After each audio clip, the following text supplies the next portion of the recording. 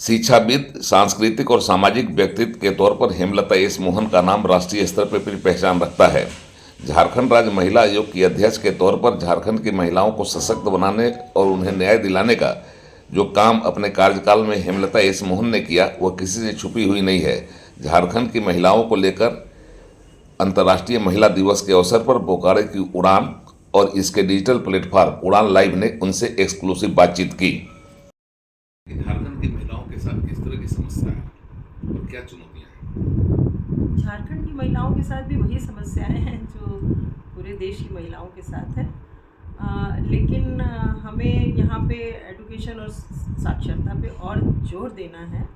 इसलिए जहाँ पे अवेयरनेस की कमी है वहाँ पे चीज़ें थोड़ी ज़्यादा गंभीर दिखती हैं। अन्यथा समस्याएं तो वही हैं, जानकारी की कमी, राइट्स को नहीं जानना, परेशानियां हैं तो उनका समाधान कैसे करना, तो बहुत कुछ है जो अवेयरनेस से आ सकता है। और हमारी जब हम थे वहाँ पे तो मेरी कोशिश यही थी कि महिलाओं को सशक्त किया जाए। और सशक्त सिर्फ उनको जब हम जानकारी देते हैं, जब हम उनको एजुकेट करते हैं तो वो सशक्त होती हैं, उनके अंदर वो आत्मविश्वास करते हैं।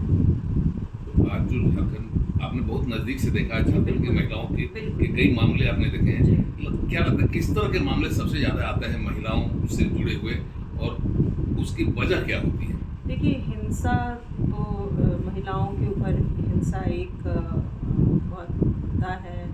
यहाँ पे अभी भी जो अंधविश्वास है, बहुत सारे एरियाज़ में जहाँ पे डायन बिसायन की समस्या आती थी, बाल विवाह का भी नोटिस किया गया।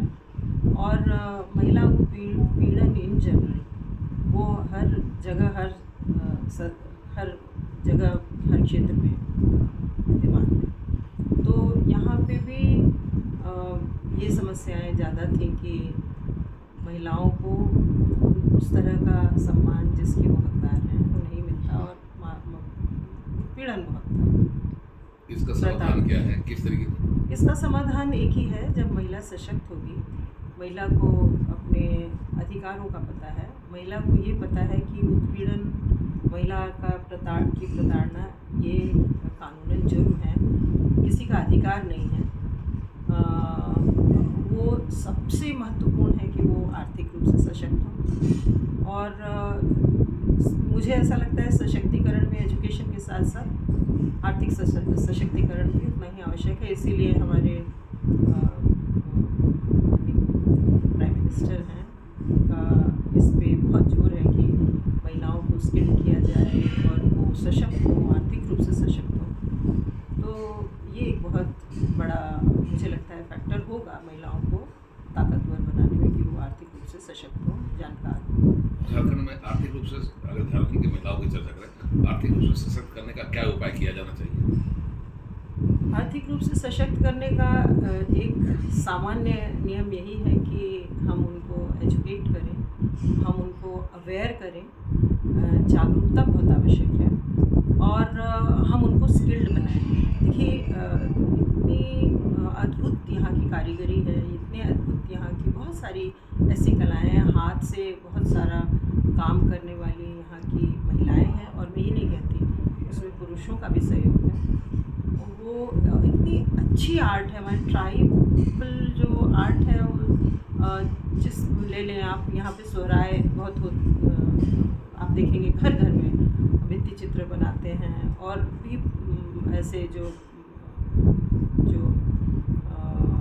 लोकल आर्ट फॉर्म्स हैं हर यहाँ पे, वो बहुत प्रचुर दिखाई देता है। लेकिन हम उनको प्रोत्साहित करें, हम लोकल को प्रोत्साहित करें, हम उनकी जो स्किल है उनको थोड़ा और तराशें, तो स्किल्ड जैसी जैसी महिलाएं होती जाएंगी वैसे वैसे उनका आर्थिक सशक्तिकरण होता है। जागरूकता और आर्थिक सशक्तिकरण के लिए उनको स्किलफुल बनाना, यही दो चीज़ें। अगर देश के स्तर पर देखा जाए तो यहाँ की महिलाओं में कितनी संभावनाएं दिखती हैं, अगर आप पूरे देश के स्तर पर महिलाओं का आकलन करें तो? देखिए, मैं महिला आयोग में थी, महिला आयोग की अध्यक्ष थी, और मैं आपको ये चीज़ बहुत, मुझे ये बताते हुए बहुत गर्व अनुभव हो रहा है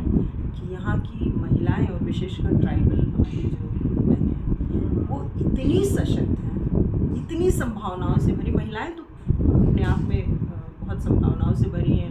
उनके आगे भी बहुत ही जिसको कहते हैं अनएक्सप्लोर्ड वर्ल्ड है। उनकी संभावनाओं को हमने अभी तराशा नहीं है। लेकिन मैं इतनी गर्वित होती हूँ जो हमारी ट्राइबल जो बहनें हैं वो बहुत सशक्त हैं, बहुत कॉन्फिडेंट हैं। उनको खाली बताने की आवश्यकता है। वो जैसे कहते हैं ना कि हनुमान जी को बताना पड़ता था तो जामवंत उनको याद दिलाते थे कि भाई आप ये तो छलांग लगा के यहाँ से आप सीधे लंका में जा सकते हैं, ये आपकी ताकत है। तो बिल्कुल वही हिसाब किताब है। संभावनाओं से भरी है झारखंड की महिलाएं। हमें बस उनको थोड़ा सा तराशना और बताना है। झारखंड की सरकार का जो प्रयास है वह कितना मान रही है कि इस दिशा में अनुकूल हैं और आगे बढ़ाने की दिशा में काम कर रही है? देखिए, बहुत सारी चीज़ें हैं। सबसे पहले मैं समझती हूँ कि आयोग का गठन होना चाहिए। आयोग के स्तर पे महिलाएं स्वयं से जुड़ जाती हैं और वो उनको बहुत ताकत प्रदान करता है। कहीं से जब मैं थी, मुझे जो याद है कि मैंने ये कोशिश की थी हर महिला को ये लगे कि उनके पीछे आयोग खड़ा है। ये सूचना, ये इस तरह का तंत्र जहाँ भी वो उसे लगे कि वो अकेली नहीं है। इस दिशा में अगर हम तंत्र विकसित करते हैं, इस दिशा में हम काम करते हैं कि महिलाओं को ये लगे कि वो ये सुरक्षा उनके लिए सुनिश्चित की गई है और वो दिख रही है धरातल पे, तो निश्चित रूप से उनके लिए संभावना है।